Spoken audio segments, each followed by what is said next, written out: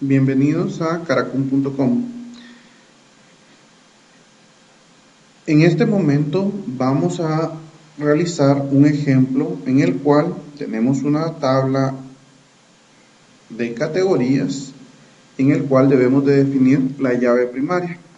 Nuestra llave primaria, el campo que identifica perfectamente a la tabla categorías, es ID categoría. Por lo tanto, le damos clic derecho, diseño de tabla,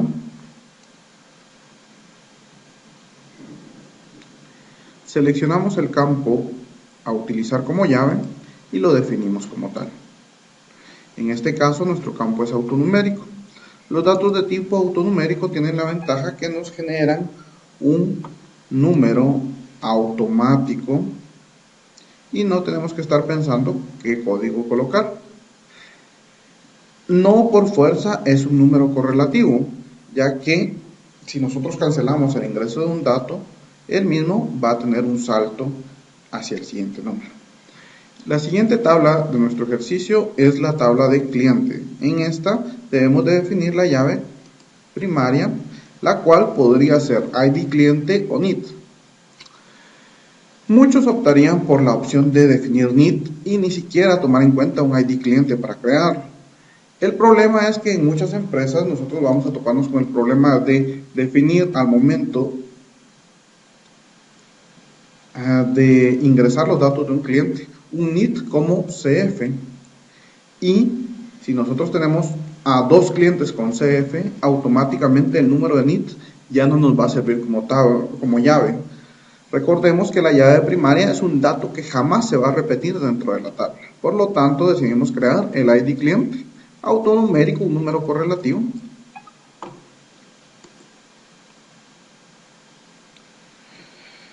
En el número de pedido, igual, nosotros si tenemos formularios en el cual tengamos la numeración del pedido y el mismo tiene que casar, pues lo mejor es definir un dato de tipo numérico. Pero si esto no nos importa tanto, un autonumérico nos va a ahorrar un poco de tiempo a la hora de ingresar datos. Nuestra llave, número de pedido, lo definimos. Y ya está. En el pedido detalle, nosotros analizamos qué campo puede identificar perfectamente a este grupo de datos. Y nos damos cuenta que el número de pedidos se va a repetir, ya que un solo pedido va a tener varios detalles. El número de producto también se va a repetir porque el mismo producto puede aparecer en varios detalles de pedidos, de diferentes pedidos. La cantidad y el valor son datos que también no son válidos para utilizarlos como llave. Por lo tanto, debemos definir una llave compuesta que en este caso será formada con número de pedido y ID producto. Tenemos definida nuestra llave compuesta. Deseamos guardar los cambios, ¿sí? Y por último, nuestro ID producto será la llave de la tabla producto. Definimos nuestra llave y almacenamos los cambios. Cuando ya están definidas correctamente las llaves de nuestra estructura,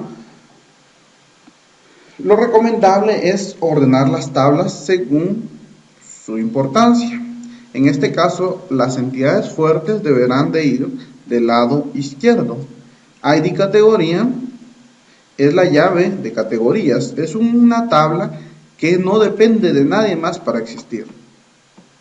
En el caso de clientes, tampoco depende de nadie más para existir, por lo tanto son entidades fuertes. Otra entidad fuerte ya no la encontramos dentro de este grupo de datos. Por lo tanto, pedido lo colocamos en medio, es una entidad dependiente primaria. ¿A qué nos referimos con dependiente primaria? Tanto productos como pedidos tienen llave primaria única, pero también tienen llave foránea. Eso significa que para poder ingresar datos en ella, necesitamos antes haber ingresado datos en otra entidad. Por lo tanto, son primarias, pero a la vez son dependientes. En este caso, categoría es una entidad completamente fuerte. Y por último tenemos a pedido de detalle. Pedido de detalle es una tabla que no tiene llave primaria única, lo que tiene es una compuesta, es una tabla completamente dependiente.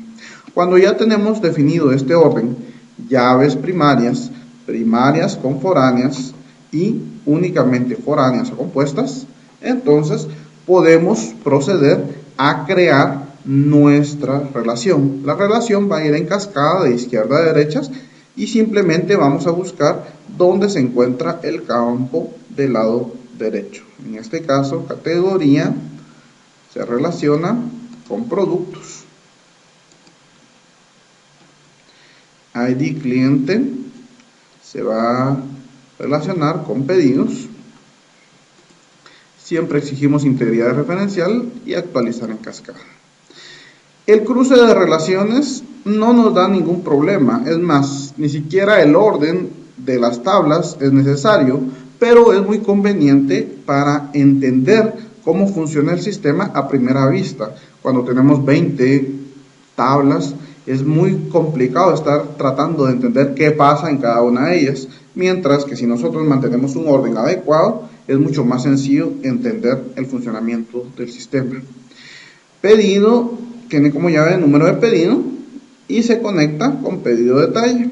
En este caso podemos agregar también la opción de eliminar en cascada. Eliminar en cascada va a hacer que cuando yo borre un pedido acá, automáticamente se borren todos los pedidos de detalle. En este caso no hay ningún problema, porque si yo borro un pedido, el detalle no me sirve de nada, no hay mayor riesgo. En la mayoría de casos es muy peligroso colocar eliminar en cascada. Imaginemos que si eliminamos el cliente A sin querer, estamos eliminando los pedidos que este cliente haya realizado, y eso para nuestro sistema puede ser muy peligroso. Por lo tanto, solo en casos muy especiales se va a utilizar el eliminar en cascada como lo definimos acá. Productos va a ir relacionado con pedido de detalle, exigir integridad, actualizar en cascada. Y creamos nuestra relación. Nuestras tablas ya se encuentran relacionadas. La relación es de izquierda a derecha.